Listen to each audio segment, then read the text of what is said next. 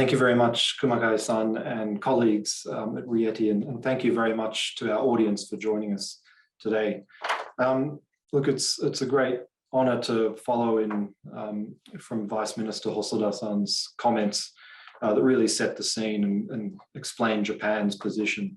And I'm really grateful for Chairman Yano's very kind remarks. So let me share my screen. Watanabe-san and I put together today's panel to think through some of the big strategic choices that we're going to make as a region over the next few years, really that'll shape regional and global economic outcomes. So hopefully we can provide some perspectives in this discussion from the major powers, but also from the rest of us. So really the context here is we are in a more uncertain international environment. Of course, everybody's familiar with this, but let me go through this very quickly. We, of course, have the big strategic rivalry between the United States and China. We've had protectionism rising in the United States and no clear way forward on that yet. We've got a more assertive rising China that's no longer hiding and biding its time. And of course, a set of new technologies that create huge opportunities, but also challenges. And we heard about some of those economic security challenges that these new technologies bring from Vice Minister Hosoda. And add to that, of course, we have the COVID-19 pandemic and climate change. So any one of these is a huge monumental challenge, but they're all happening at the same time, of course, and they're all correlated. So this is the context within which policymaking has become more uncertain. And we're seeing an entanglement, really, of national security and economics. Of course, economics, international trade and investment is positive sum, mutually beneficial economic exchange, but that is starting to be seen as zero sum. Somebody has to win, somebody has to lose, sorry, for someone else to gain. And that's why we're hearing things like weaponized interdependence, geoeconomics, and securitization of trade, the use of economic tools for geopolitical or geostrategic goals. And we've got technological decoupling between the two major powers that's really narrowing choices for other countries. Of course, this is happening in the context of trade still increasing, still growing between the United States and China, and of course, investment from Japan and the United States still flooding into China. And of course, this entanglement has led to economic security policies, as we heard from Vice Minister Hosoda. These are going to be very challenging policies to get right for Japan, for Australia, and for many of our countries that are thinking about these policies, to avoid them being inward-looking and restricting trade and commerce in the name of security. We've seen unilateral sanctions and coercion, economic coercion. Talking to largely a Japanese audience, I don't need to explain the America First tariffs. Of course, they were on China, but also the threat of tariffs on Japanese automobiles, forcing Japan into a bilateral trade agreement. And now the United States is lifting tariffs on Japanese steel imports into the United States, but moving towards quotas, of course. And the recent episode of Chinese restrictions against Australian goods, which I'll expand on in a second. So we're in a world now where major powers are using economic leverage for geopolitical purposes, skirting or avoiding rules and norms when it suits them. And this really isn't a surprise when there is some weakening of the multilateral system, or the large powers feel they can get away with these actions.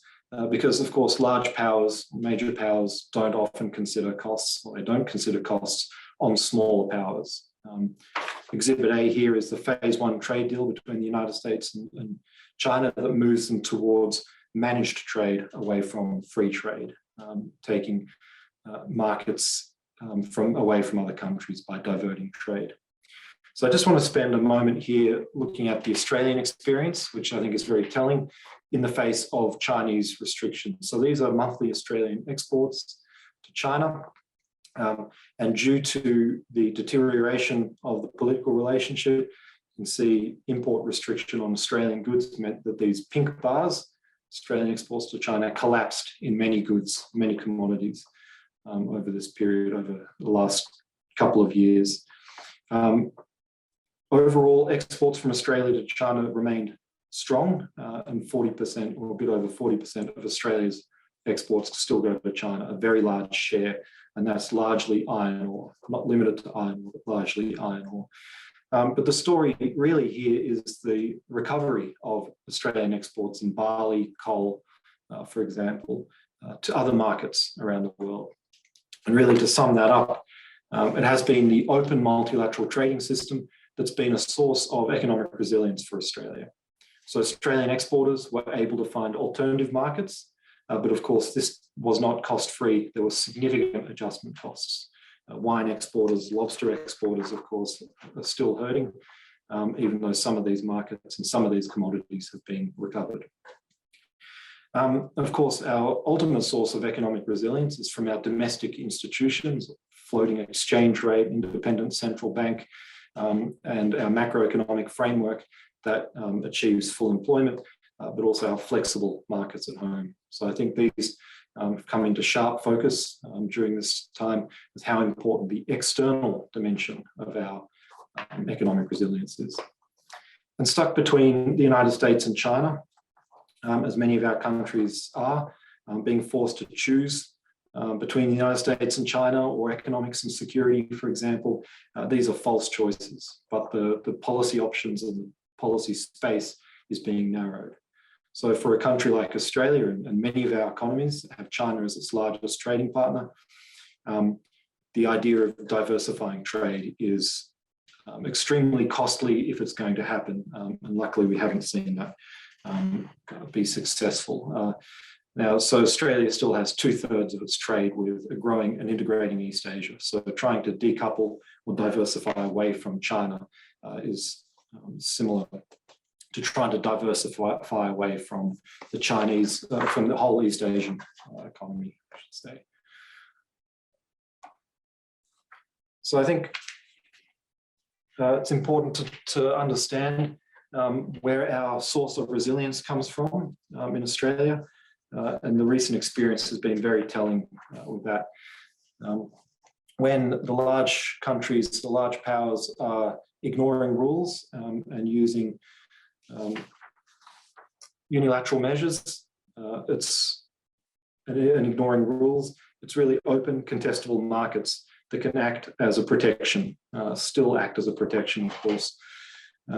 What these open markets have done, and it's shown in the Australian case, is it blunts the effectiveness of economic coercion.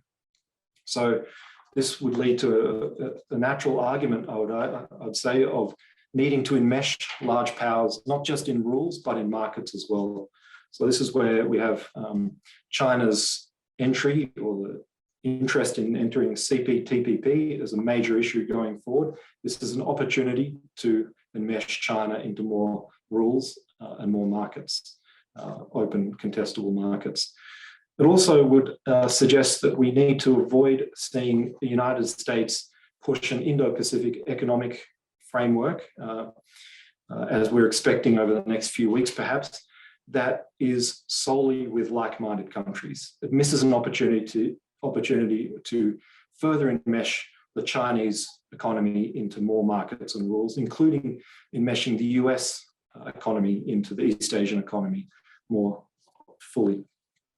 So the priority here when we're faced with great power strategic competition is to strengthen the multilateral system. And this would suggest strategic pursuit of regional and plurilateral agreements. And we're going to talk a lot about this with our panel, but I think it's important to remember that these regional and plurilateral efforts need to be pointed towards strengthening the multilateral system, not substituting away from the multilateral system or weakening. So when decoupling isn't an option and we have a deeply interdependent regional economy, how do we manage this interdependence? Well, the good news is we have RCEP, the RCEP agreement that entrenches ASEAN centrality I think it's really important to note that the timing of RCEP coming into force only beginning of this year, having been concluded, signed throughout this stretch where I talked about all those uncertainties in the global economy. That is a strong signal and commitment from these 15 East Asian economies to openness and to the multilateral system. We of course, have a suite of digital economy agreements. I won't go through these, only to note that the data free flow with trust initiative that Japan took in the Osaka track does help with steering and shaping some of these other regional agreements with multilateral principles. Of course, we have the CPTPP going forward, and the question not only of Chinese membership, but expanding membership more broadly. And then, as I mentioned, a question about the structure and how the US Indo-Pacific economic framework will look. Now we're at a time where Indonesia takes over the G20 presidency from Italy, and we're going to have 3 developing countries in a row steer the G20. And of course, Indonesia next year is chair of ASEAN as well. So Indonesia is going to be put in the spotlight on the global stage. And I think those regional ASEAN and East Asian interests, I hope, can be strengthened and emphasized by Indonesia. So just to sum up, and I look forward to the discussion on this, but I think we need to make all these arrangements that we're talking about in the region, but plurilaterally as well, more multilateral in character. And this is where the RCEP economic cooperation agenda is going to become more important, but also APEC and other forums where the powers can get together and build consensus and talk about ways through arrangements that are more open and outward looking than inward looking. Thank you very much.